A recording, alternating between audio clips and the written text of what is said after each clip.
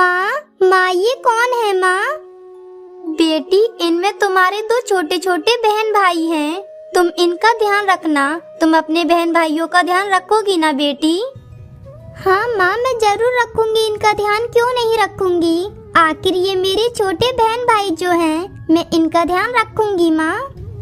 फिर ऐसे उन तीनों का जीवन खुशी से बीत रहा था, लेकिन एक दिन जोरों से बारिश शुरू हो जाती है। हे भगवान, ये क्या हो गया? आकाश जी, ये बारिश तो इतनी तेज हो रही है कि हमारा घर भी हिलने लगा है। हाँ रानू की माँ, मैं भी यही सोच रहा हूँ कि अगर ऐसी हमारा घर हिलता रहा तो ये टूट जाएगा और फिर इसमें रखे हमारे अंडे भी टूट जाएंगे। सुनो आकाश जी, अब हम क्या करें और कहाँ जाएं? रानू की माँ, मैं ऐसा करता हूँ, मैं घर के बाहर चला जाता हूँ और बाहर से घर को पकड़े रहता हूँ। ऐसे हमारे बच्चे घर के अंदर सुरक्षित भी रहेंगे। रुको आकाश जी, मैं भी तुम्हारे साथ चलती हूँ। मैं भी बाहर से इस घर को पकड़वाने में तुम्हारी मदद करती हूँ। ऐसे घर कम हिलेगा। रानू बेटी, तुम अपने बहन भाइयों का ध्यान रखना। ये कहकर वो दोनों पति पत्नी घर के बाहर आ जाते हैं और बाहर से अपने घर को पकड़ लेते हैं। लेकिन बारिश तो लगातार तेज हो रही थी और साथ ही हवाएं भी चल रही थीं। तभी अचानक से एक पेड़ उन दोनों के ऊपर गिर जाता है, जिस कारण उन दोनों की मौत हो जाती है और फिर अगली सुबह बारिश भी रुक जाती है। माँ पिताजी, आपको ये क्या हो गया? माँ पिताजी, आप उठो ना। अब हमारा ध्यान कौन रखेगा और हमारे छोटे भाई बहनों का ध्यान कौन रखेगा? माँ पिताजी, आप उठ जाओ ना। आप हमें छोड़कर ऐसे नहीं जा सकते हो। रानू चिड़िया के माता पिता के मर जाने के बाद तो रानू बिल्कुल अकेली पड़ गई थी और अब उसे अपने छोटे बहन भाइयों का ध्यान भी खुद ही रखना था। फिर ऐसे ही कुछ दिन बीत जाते हैं। एक दिन रानू चिड़िया के दोनों बहन भाई अंडे से बाहर आ जाते हैं, जिन्हें देखकर रानू कहती है, गुड़िया और कुक्कू, मेरे दोनों छोटे बहन भाइयों, मैं तुमसे बहुत प्यार करती हूँ और मैं हमेशा तुम्हारा भला ही चाहूंगी। देखो, ये हमारा घर बहुत कमजोर है और ये कभी भी टूट सकता है। इसमें बहुत सारी दरारें भी आ गई हैं, तो इसलिए हमें समय रहते अपने लिए नया घर ढूंढ लेना चाहिए, ताकि जिसमें हम सुरक्षित रह सकें। हाँ रानू दीदी, आप एकदम ठीक कह रही हो। ये घर कमजोर है तो कभी भी टूट सकता है और हम इसमें दबकर मर भी सकते हैं। इससे पहले कि ये सब हो, हमें अपने लिए कोई अच्छा सा पेड़ देखकर उस पर नया घर बना लेना चाहिए, ताकि जिसमें हम आराम से रह सकें। फिर उसके बाद वो तीनों बहन भाई पेड़ की तलाश में निकल जाते हैं। काफी देर ढूंढने के बाद उन्हें जंगल में 3 पेड़ मिल जाते हैं, जहाँ पर एक पेड़ पर अनार लगे हुए थे और दूसरे पेड़ पर आम लगे हुए थे। तीसरा पेड़ था जो कि पूरी तरह से सूखा हुआ था। तभी कुक्कू और गुड़िया ने तो जल्दी से वो दोनों पेड़ चुन लिए। अनार का पेड़ गुड़िया ने चुन लिया और आम का पेड़ कुक्कू ने चुन लिया। अब रानू चिड़िया के पास तो रहने के लिए कोई जगह नहीं बची थी। उसके पास बस एक सूखा पेड़ बचा था, जिस पर ना तो फल लग सकते थे और ना ही वो उस पर रह सकती थी। तब वो अपने दोनों छोटे बहन भाइयों से कहती है, गुड़िया और कुक्कू, मैं भी तो तुम्हारी बहन हूँ ना, तो ऐसे हम तीनों अलग कैसे रह सकते हैं? मैं तुम्हारे बगैर नहीं रह पाऊंगी, तो क्यों ना हम तीनों एक जगह एक घर बनाकर उसमें मिलकर रहें, क्योंकि हम हमेशा से एक साथ रहे हैं, तो अब अलग कैसे रह सकते हैं? मैं तुम तीनों। वाह दीदी, मुझे पता है कि तुम हमें बहलाने वाली बातें कर रही हो, क्योंकि तुम्हें रहने के लिए कोई पेड़ नहीं मिला है और हम दोनों को तो पेड़ मिल गया है।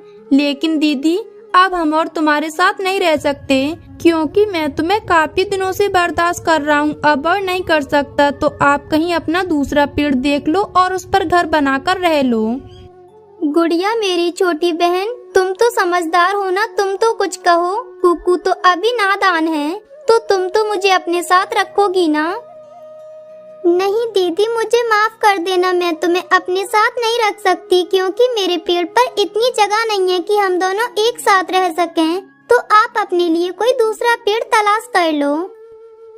रानू चिड़िया के पास अब रहने के लिए कोई भी जगह नहीं होती और न ही उसके पास कोई रास्ता बचा था, तब वो एक फैसला करती है। मेरे बहन भाइयों ने आज मेरा साथ छोड़ दिया। मैंने उन्हें माँ बाप का प्यार दिया और पाल पोस कर इतना बड़ा कर दिया, लेकिन आज उन्होंने अपनी बड़ी बहन का साथ छोड़ दिया। लेकिन कोई बात नहीं, मेरा फर्ज पूरा हो गया। आज से मैं इसी सूखे पेड़ पर रहूंगी, इसमें पानी डालूंगी। हो सकता है कि इस सूखे पेड़ में जान आ जाए और इस पर पत्ते भी आने लगें। वैसे भी मैं अपने इन छोटे छोटे बहन भाइयों को छोड़कर नहीं जा सकती, क्योंकि मैंने अपनी माँ से वादा किया था कि मैं हमेशा अपने छोटे बहन भाइयों का ध्यान रखूंगी। उसके लिए चाहे मुझे इस सूखे पेड़ पर ही क्यों न रहना पड़े, लेकिन मैं इन्हें छोड़कर नहीं जाऊंगी। ये कहकर रानू चिड़िया उस सूखे पेड़ में पानी देती है और उसका ध्यान रखती है। एक दिन जब वो पेड़ में पानी देकर उसके ऊपर बैठी हुई थी, तब उसका छोटा भाई कुक्कू अपनी बड़ी बहन का मजाक उड़ाते हुए कहता है, रानू दीदी, तुम अपने रहने के लिए कोई दूसरा पेड़ तलाश कर लो, क्योंकि तुम ऐसे सूखे हुए पेड़ की कब तक सेवा करती रहोगी। तुम इसकी कितनी भी सेवा कर लो, ये पेड़ ना तो तुम्हें फल दे सकता है और ना ही रहने के लिए कोई जगह। इसलिए तुम मेरी बात मानो और अपने लिए रहने के लिए कोई दूसरा पेड़ तलाश कर लो, जिस पर तुम आराम से रह सको। हाँ दीदी, कुक्कू एकदम ठीक कह रहा है। तुम अपने लिए कोई दूसरा पेड़ तलाश कर लो। तुम दोनों को मेरी चिंता करने की कोई जरूरत नहीं है, क्योंकि मैं जानती हूँ कि तुम दोनों मेरी चिंता नहीं कर रहे हो, बल्कि तुम दोनों तो मेरा मजाक उड़ा रहे हो। लेकिन कोई बात नहीं, मैं तुम दोनों को छोड़कर नहीं जा सकती। तुम्हारी सुरक्षा करने का मेरा फर्ज है, क्योंकि मैंने माँ से वादा किया था कि मैं हमेशा तुम दोनों का ध्यान रखूंगी। तो मैं तुम दोनों को अकेले छोड़कर नहीं जा सकती हूँ। तुम चाहे मुझसे कुछ भी कह लो, मुझे कोई फर्क नहीं पड़ेगा। ठीक है रानू दीदी, जैसी तुम्हारी इच्छा, तुम्हें जो करना है वो करो, हमें उससे क्या। फिर ऐसे ही कुछ दिन बीत जाते हैं। एक दिन कुक्कू टोकरी में आम भरकर अपनी गुड़िया बहन को देने के लिए जा रहा था। तब रानू उससे कहती है, कुक्कू, मैं तो तुम्हारी बड़ी बहन हूँ ना, तो क्या तुम मुझे इसमें से थोड़े से आम खाने के लिए दे सकते हो? क्योंकि तुम्हें तो पता है ना कि मेरे लिए भोजन ढूंढना कितना मुश्किल हो जाता है। तो तुम मुझे इसमें से थोड़े से आम खाने के लिए नहीं दे सकते हो क्या? नहीं नहीं रानू दीदी, मैं आपको ये आम नहीं दे सकता हूँ, क्योंकि ये आम तो मैं गुड़िया दीदी को देने जा रहा हूँ। वो तो मुझे अपने पेड़ से अनार खाने के लिए देती हैं, तो मैं उन्हें आम देने जा रहा हूँ। आप मुझे क्या देती हो? ना तो फल देती हो और ना ही कुछ, तो मैं तुम्हें ये आम नहीं दूंगा। कोई बात नहीं कुक्कू, मेरा तो तुम्हारी बातों से ही पेट भर गया। जाओ, तुम ये आम ले जाकर अपनी गुड़िया दीदी को दे दो। वैसे भी अब तो वही तुम्हारी बहन है, मैं तो तुम्हारी कुछ भी नहीं लगती। मैंने तो बस तुम दोनों का ध्यान रखकर और तुम्हें बड़ा करके अपना फर्ज अदा किया है। अब मैं तुम्हारा कुछ नहीं लेना चाहती, अब मैं लूंगी भी नहीं। फिर कुक्कू वहाँ से चला जाता है। ऐसे ही कुछ दिन बीत जाते हैं और अब तो रानू चिड़िया के सूखे हुए पेड़ से पत्ते निकलना भी शुरू हो जाते हैं, जिन्हें देखकर रानू बहुत खुश होती है। अरे वाह, इस पेड़ पर तो पत्ते निकल आए हैं, लेकिन ये तो सूखा हुआ पेड़ था। रानू ऐसा कह ही रही थी कि तब भी उसके छोटे दोनों बहन भाई उसके पास आते हैं और उससे कहते हैं, दीदी हमें माफ कर दो, हमसे बहुत बड़ी गलती हो गई जो हमने तुम्हारी मदद नहीं की। तुमने हमें इतना बड़ा किया। माँ पिताजी के जाने के बाद आपने हमारा कितना ध्यान रखा, लेकिन फिर भी हमने तुम्हें अपने पेड़ से एक फल तक नहीं खाने को दिया। दीदी अब हमें अपनी गलती का एहसास हो गया है, तो आप हमें माफ कर दीजिए। कोई बात नहीं मेरे छोटे बहन भाइयों, तुम्हें अपनी गलती का एहसास हो गया, बस मेरे लिए यही काफी है। मैं तुम्हें माफ कर देती हूँ और आज से हम तीनों मिलकर रहेंगे। फिर इस तरह से वो तीनों बहन भाई खुशी खुशी रहने लगते हैं। ओए चिड़िया, तेरी हिम्मत कैसे हुई मेरे सेब घर में घुसने की? परी जी आप मुझे माफ कर दीजिए। जब मैंने यहाँ इतना सारा सोना देखा तो मेरे मन में लालच आ गया, इसलिए आप मुझे माफ कर दीजिए। बेटी, हमारे पास जितना है हमें उसी में खुश रहना चाहिए। हमें कभी भी दूसरों को देखकर जलना नहीं चाहिए। माँ कब तक हम ये गरीबी वाली जिंदगी जिएंगे? अमीर बनने का सपना देखना क्या गलत बात है माँ? बेटी, अगर तुम अमीर बनना चाहती हो तो खूब मेहनत करो, क्योंकि सिर्फ अमीर बनने के लिए सपने देखने से कुछ नहीं होता है। उसके लिए मेहनत करना जरूरी होता है। माँ, तुम देखना, एक दिन मैं तुम्हें अमीर बनकर जरूर दिखाऊंगी। अच्छा ठीक है रानू बेटी, अब तू ज्यादा बड़ी बड़ी बातें मत कर। जा तू जंगल से लकड़ियाँ लेकर आ, क्योंकि रोटी बनाने के लिए लकड़ियाँ खत्म हो गई हैं। ठीक है माँ, मैं अभी जाकर जंगल से सूखी लकड़ियाँ लेकर आती हूँ। लेकिन बेटी, जरा ध्यान से जाना और जंगल के ज्यादा अंदर तक मत जाना, क्योंकि मैंने सुना है कि दक्षिण दिशा की तरफ एक बहुत बड़ा विशाल पेड़ है और उस पर बहुत बड़ा घर भी बना है, और वो घर हर किसी को दिखाई नहीं देता है। जिस किसी को भी दिखाई देता है उसके साथ बहुत बुरा होता है। तो बेटी, तुम अपना ध्यान रखना। अच्छा तो ठीक है माँ, मैं दक्षिण दिशा की तरफ नहीं जाऊंगी और अपना भी ध्यान रखूंगी। ये कहकर रानू चिड़िया जंगल की तरफ सूखी लकड़ियाँ ढूंढने के लिए चली जाती है, लेकिन उसे जंगल में कहीं भी लकड़ियाँ नहीं मिली। तब वो बैठकर कहती है, अरे यहाँ पर तो एक भी सूखी लकड़ी नहीं है। अब मैं क्या करूँ? अब मैं घर लकड़ियाँ कैसे लेकर जाऊंगी? मैं ऐसा करती हूँ, मैं जंगल के थोड़ा अंदर तक चली जाती हूँ। हो सकता है कि मुझे वहाँ पर थोड़ी लकड़ियाँ मिल जाएं। ये कहकर रानू चिड़िया जंगल के अंदर तक जाने लगती है, लेकिन उड़ते उड़ते उसे ये ध्यान नहीं रहता कि वो जंगल के दक्षिण दिशा की तरफ आ गई है। तब वो वहाँ पहुँचकर कहती है, अरे बाप रे, यहाँ तो बहुत बड़े बड़े पेड़ हैं। इतने बड़े बड़े पेड़ तो मैंने पहले कभी भी नहीं देखे। तभी रानू को थोड़ी दूरी पर एक चिड़िया कुछ झाड़ियों के नीचे दबी हुई दिखाई देती है। तब रानू उसे देखकर कहती है, लगता है इस बेचारी चिड़िया की हालत बहुत खराब है, मुझे इसकी मदद करनी चाहिए। फिर रानू उस चिड़िया के ऊपर से वो झाड़ियाँ हटा देती है, जिन्हें हटाती वो चिड़िया तो फड़फड़ाती उड़ जाती है। फिर रानू भी उसके पीछे जाती है, लेकिन थोड़ी देर बाद ही वो चिड़िया कहीं गायब हो जाती है। अरे, वो चिड़िया कहाँ गायब हो गई? अभी तो वो यहीं उड़ रही थी। रानू बैठी ऐसे सोच रही थी कि तभी रानू की नजर वहाँ पर एक बड़े विशाल घर पर गई। उस बड़े से विशाल घर को देखकर तो रानू को अपनी आंखों पर विश्वास ही नहीं हो रहा था। लगता है ये वही घर है जिस घर के बारे में माँ ने मुझे बताया था, पर ये तो एक जादुई सेब का विशाल घर है। मैंने ऐसा घर तो पहले कभी नहीं देखा, तो क्यों ना इस घर को मैं अंदर जाकर देखूं। ये कहकर रानू चिड़िया उस जादुई सेब घर के अंदर आती है, तो वो तो उस घर को अंदर से देखकर हैरान हो जाती है, क्योंकि वो सेब का घर तो अंदर से सोने का था और उसमें बहुत सारे सोने के सिक्के और बहुत सारी सोने की चीजें रखी हुई थीं। इन सब को देखकर तो रानू खुशी से पागल हो जाती है। तब वो अपने मन ही मन कहती है, मैं कहीं कोई सपना तो नहीं देख रही। आज मेरा सपना पूरा हो गया। अब मैं भी अमीर हो जाऊंगी। लेकिन मैं इतने सारे सोने के सिक्के अपने साथ अकेले कैसे लेकर जा पाऊंगी? मैं ऐसा करती हूँ, आज थोड़े बहुत सोने के सिक्के अपने साथ ले जाती हूँ और कल सुबह अपने साथ एक थैला लेकर आऊंगी, जिसमें मैं ये सारे सोने के सिक्के भरकर ले जाऊंगी।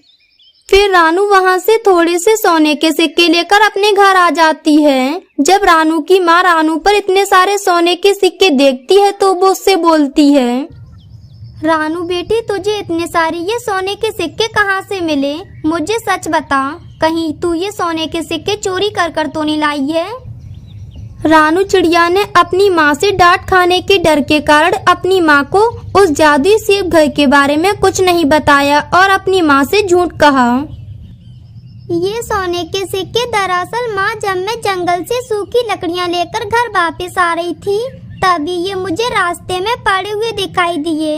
माँ, मैंने दूर दूर तक देखा पर मुझे कोई भी नजर नहीं आया, इसलिए मैं इन्हें उठाकर अपने साथ घर ले आई।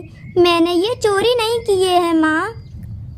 ठीक है बेटी, जब तुम्हें ये सिक्के पड़े हुए मिले हैं तो लाओ, इन सिक्कों को तुम मुझे दे दो, मैं इन्हें बक्से में रख देती हूँ, क्योंकि ये जिस किसी के भी होंगे वो धोखे से किसी के गिर गए होंगे, और जब वो ढूंढते ढूंढते यहाँ तक आएगा तो मैं उसे उसके ये सोने के सिक्के वापस दे दूंगी। ये कहकर रानू की माँ वो सारे सोने के सिक्के एक बैग में रख देती है। ये सब देखकर तो रानू गुस्सा हो जाती है और वो अपने घर के बाहर बैठकर उसी जादुई सेब घर के बारे में सोचने लगती है। मैं कल सुबह होते ही एक बहुत बड़ा थैला लेकर उस जादुई सेब घर में जाऊंगी और वहाँ से बहुत सारा धन दौलत लेकर आऊंगी, लेकिन फिर मैं उसके बारे में माँ को नहीं बताऊंगी।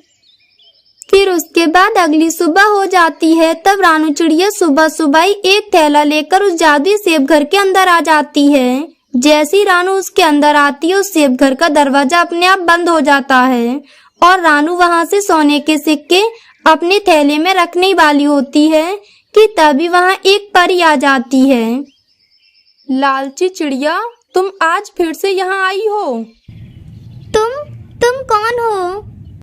मैं एक जादुई परी हूँ और ये सेब घर भी मेरा ही है। मैं सिर्फ उन लोगों को इस सेब घर के अंदर आने देती हूँ जिनका दिल साफ होता है। तुमने कल उस चिड़िया की मदद की थी, सिर्फ इसीलिए मैंने तुम्हें इस घर के अंदर आने दिया और तुम्हें कल सोने के सिक्के ले जाने से भी कुछ नहीं कहा। लेकिन तुम तो ज्यादा लालच में आने की वजह से आज तुम यहाँ से ये बैग भरकर सोने के सिक्के ले जाने आई हो, इसलिए आज से तुम इस घर में कैदी बनकर रहोगी। फिर वो परी रानू चिड़िया को उस घर में कैद कर लेती है। वहीं दूसरी तरफ शाम हो जाती है, लेकिन जब रानू घर नहीं आती तो उसकी माँ तो चिंता में पड़ जाती है और वो कहती है, पता नहीं मेरी रानू बेटी कहाँ चली गई है और वो भी मुझे बिना बताए गई है। अब मैं उसे कहाँ ढूंढने जाऊँ? ये कहकर रानू चिड़िया अपनी बेटी को ढूंढने के लिए जंगल में निकल जाती है। काफी देर तक ढूंढने पर भी उसे उसकी बेटी नहीं मिलती। तब वो अपनी बेटी को ढूंढते ढूंढते जंगल की दक्षिण दिशा में पहुंच जाती है और वो उस जादुई सेब घर के पास आ जाती है। लगता है मैं तो उसी जादुई सेब घर के पास आ गई हूँ। मुझे जल्दी से यहाँ से वापस लौट जाना चाहिए। ये कहकर रानू की माँ वहाँ से जाने वाली होती है कि तभी उसे अपनी बेटी की रोने की आवाजें उस घर के अंदर से सुनाई देती हैं। ये तो मेरी बेटी रानू की रोने की आवाज है, पर ये आवाजें तो उस जादुई घर से आ रही हैं। मुझे लगता है कि मेरी बेटी उसी घर के अंदर है और वो मुसीबत में है। मुझे जाकर अपनी बेटी की जान बचानी होगी। ये कहकर रानू की माँ जल्दी से उस सेब घर के अंदर आती है तो वो देखती है कि उसकी बेटी वहाँ बंधी हुई थी और वो रो रही थी। तब वो रानू अपनी माँ को देखकर कहती है, माँ आप आ गई? माँ प्लीज मुझे बचा लो। मुझे परी ने इस सेब के घर में कैद कर लिया है। माँ आप मुझे बचा लो। ये कहकर रानू रोने लगती है। तभी वहाँ परी आ जाती है। परी जी आप मेरी बेटी को छोड़ दीजिए, आखिर इसकी गलती क्या है? तब परी उस रानू की माँ को सारी बात बताती है। ये सारी बात सुनने के बाद रानू की माँ कहती है, परी जी वो सारे सोने के सिक्के मैंने अपने पास संभाल कर रखे हैं। मैं वो सारे सोने के सिक्के आपको वापस कर दूंगी और आपको जो भी सजा देनी है आप इसे दे दीजिए, क्योंकि लालच इंसान को कभी माफ नहीं करना चाहिए। चिड़िया बहन आप बहुत अच्छी हैं, इसीलिए मैं आपकी बेटी को माफ कर देती हूँ और आपके पास जो भी सोने के सिक्के हैं आप उन्हें अपने पास ही रख लीजिए और आज से ये जादुई सेब का घर भी आपका ही है और इसमें जितना भी सोना और सोने के सिक्के हैं उनसे तुम गरीबों की मदद करना और खुशी खुशी अपना जीवन बिताना। फिर परी रानू को माफ कर देती है और उसे छोड़ देती है। तब रानू उस परी से माफी भी मांग लेती है और फिर वो वहाँ से चली जाती है। इस तरह वो दोनों माँ बेटी उस सेब के घर में खुशी खुशी रहने लगती हैं। बच्चों बारिश रुक गई है, मैं अभी आपके लिए अनाज लेकर आती हूँ। आप सब घर में ही रहना। जैसे ही रानू चिड़िया अपने घर से निकलती है तो देखती है कि उसके घर के बाहर वाले पेड़ पर ही एक जालिम चील बैठी हुई थी, जिसे देखकर रानू जल्दी से अपने घर का दरवाजा बंद कर लेती है और अपने बच्चों से कहती है, बच्चों शांत रहो, बिल्कुल भी आवाज मत करना। अपने घर के बाहर एक जालिम चील बैठी है। मेरे शिकार की खुशबू तो यहीं से आ रही है, लेकिन यहाँ पर तो कोई भी नहीं है। मुझे लगता है कि कोई यहाँ से निकल कर गया है। मुझे थोड़ा और आगे जाना होगा। मम्मा वो कौन था? कुक्कू बेटा, ये एक शिकारी चील थी। ऐसी चीलों से तो हमें दूरी रहना चाहिए क्योंकि ये हमें नुकसान भी पहुंचा देती हैं। मम्मा हमें बहुत डर लग रहा है। कहीं वो शिकारी चील यहाँ आ गई तो? मम्मा आप हमें छोड़कर कहीं मत जाना। ये कहकर रानू के तीनों बच्चे अपनी माँ के गले लग जाते हैं। लेकिन मेरे प्यारे बच्चों, भोजन लेने के लिए तो मुझे घर से बाहर जाना ही होगा। मैं जल्दी ही अपना घर सुरक्षित जगह पर बना लूंगी। चलो अब मुझे जाने दो। ये कहकर रानू चिड़िया भोजन लेने के लिए घर से चली जाती है। थोड़ी दूर जाने के बाद उसे कुछ भोजन मिल जाता है और वो वहाँ से भोजन लेकर अपने घर की तरफ वापस आने लगती है। वो वापस आ रही थी कि तभी उसे किसी की आवाज सुनाई देती है। चिड़िया मेरी मदद करो चिड़िया। फिर रानू आवाज सुनकर उस पेड़ के पास आती है। तब वो पेड़ उससे कहता है, चिड़िया क्या तुम मेरी मदद कर सकती हो? मैं पूरी तरह से सूख गया हूँ, इसलिए मुझे पानी की बहुत जरूरत है। क्या तुम पास वाली नदी से पानी लाकर मेरी जड़ों में डाल सकती हो? तो इससे मुझे थोड़ी राहत मिलेगी। क्यों नहीं पेड़ भाई, आप चिंता ना कीजिए। मैं अभी पास वाली नदी से आपके लिए पानी लाती हूँ। तब तक आप मेरा भोजन देखते रहिएगा। ये कहकर रानू चिड़िया पास वाली नदी से पानी लाकर उस पेड़ की जड़ों में डाल देती है। तुम्हारा बहुत बहुत शुक्रिया चिड़िया, तुम बहुत अच्छी हो। कोई बात नहीं पेड़ भाई, ये तो मेरा फर्ज था। अच्छा मैं चलती हूँ। फिर रानू चिड़िया भोजन लेकर अपने घर आ जाती है और वो घर आकर अपने बच्चों को भोजन खिला देती है। फिर कुछ दिनों बाद वो अपने लिए एक सुरक्षित घर बना लेती है और उसमें अपने बच्चों के साथ रहने लगती है। तभी वहाँ से एक कालू कौवा गुजरता है। जब वो रानू का घर देखता है तो कहता है, अरे ये घर किसका है? पहले तो यहाँ पर ये घर नहीं था, लेकिन जिस किसी का भी हो बड़ा मजबूत घर है। अगर ये घर मुझे मिल जाए तो मुझे तो मेहनत भी नहीं करनी पड़ेगी। क्या मस्त घर बनाया है किसी ने। ये कहकर कालू उस घर के पास आ जाता है और आवाज लगाता है, कौन है इस घर के अंदर? किसने यहाँ पर घर बनाया है? जरा बाहर तो आओ।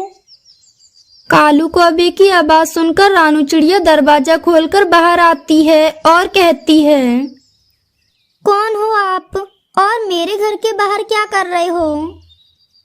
अच्छा तो तुम हो। क्या तुम्हें पता नहीं कि ये पेड़ मेरा है? तुम यहाँ पर अपना घोंसला नहीं बना सकती हो। क्या कहा कि ये पेड़ आपका है? लेकिन क्या आपको पता नहीं कि इस जंगल के सभी पेड़ पौधों पर सभी पक्षियों का हक है, सिर्फ आपका नहीं है। देख चिड़िया, वो सब मुझे नहीं पता। तू पहले इस घर से बाहर निकल। तू कौन होता है मुझे यहाँ से बाहर निकालने वाला? चल जल्दी से यहाँ से चला जा। ये कहकर रानू घर के अंदर चली जाती है और घर का दरवाजा बंद कर लेती है। अच्छा तो तू अब मुझसे इस तरह से बात करेगी? अब तो ये घर मैं लेकर ही रहूंगा।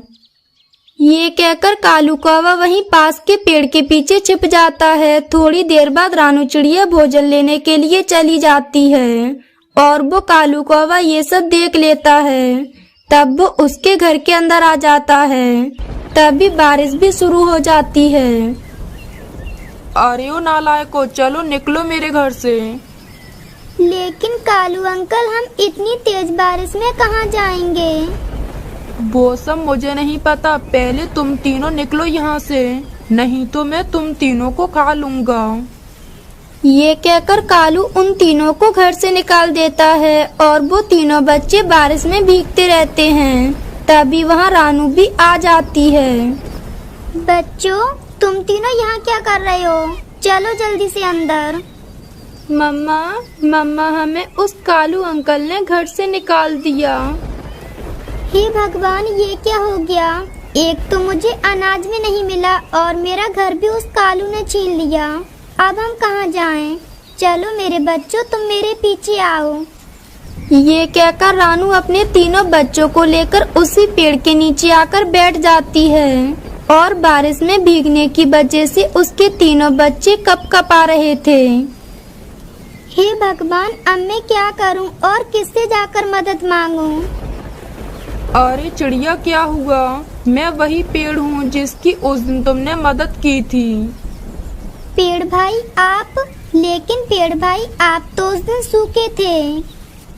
हाँ, मैं पहले सूखा था, लेकिन तुमने मेरी मदद की थी ना, इसलिए मैं फिर से हरा भरा हो गया। लेकिन तुम्हें क्या हुआ? तुम इतनी परेशान क्यों हो? फिर रानू चिड़िया उस पेड़ को अपनी सारी बातें बता देती है। अच्छा चिड़िया, तो ये बात है। लेकिन चिड़िया, तुमने मुझे पहले क्यों नहीं बताया? रुको, अभी मैं कुछ करता हूँ। ये कहकर वो पेड़ अपनी जादुई शक्तियों से चिड़िया के लिए एक सुंदर सा पत्तों का घर बना देता है। ये देखो चिड़िया, ये रहा तुम्हारा नया घर पत्तों का। अब तुम इसमें रहना। उस घर को देखकर तो रानू चिड़िया और उसके तीनों बच्चे बहुत खुश होते हैं। तब रानू कहती है, वाह पेड़ भाई, ये घर तो बहुत अच्छा है। लेकिन पेड़ भाई, हवा और बारिश की वजह से इसके पत्ते तो बिखर भी सकते हैं। नहीं नहीं चिड़िया, ये एक जादुई घर है। इसके पत्ते बिल्कुल भी नहीं बिखरेंगे और ये घर ठंड में गर्म रहेगा और जब धूप होगी तो ठंडा रहेगा। पेड़ भाई, मैं आपका ये एहसान जिंदगी भर नहीं भूलूंगी। चिड़िया, तुम ऐसा मत कहो। तुमने तो मुझे मरने से बचाया है, उसके आगे तो ये घर कुछ भी नहीं है। अब तुम जाओ, अपने बच्चों को लेकर इसके अंदर बैठ जाओ, नहीं तो बारिश में भीगने की वजह से तुम्हारे तीनों बच्चों को सर्दी हो जाएगी। फिर रानू अपने तीनों बच्चों को लेकर उस घर के अंदर जाकर बैठ जाती है। दोस्तों, ये थी आज की कहानी। और हाँ दोस्तों, इस कहानी से ये सीख मिलती है कि हमें कभी भी लालच नहीं करना चाहिए। और हाँ दोस्तों, आज का सवाल ये है कि वो जादुई सेब घर किसका था? अगर आपको पता है तो कमेंट बॉक्स में लिखकर जरूर बताएं। और अगर आप हमारे चैनल पे नए हो तो चैनल को कर दो सब्सक्राइब और हमारी वीडियो को कर दो लाइक। और हाँ दोस्तों, घंटी बजाना ना भूलना ताकि नई वीडियो आपके फ़ोन की स्क्रीन पर हो। मिलती हूँ मैं आपको अगली वीडियो में। तब तक के लिए धन्यवाद।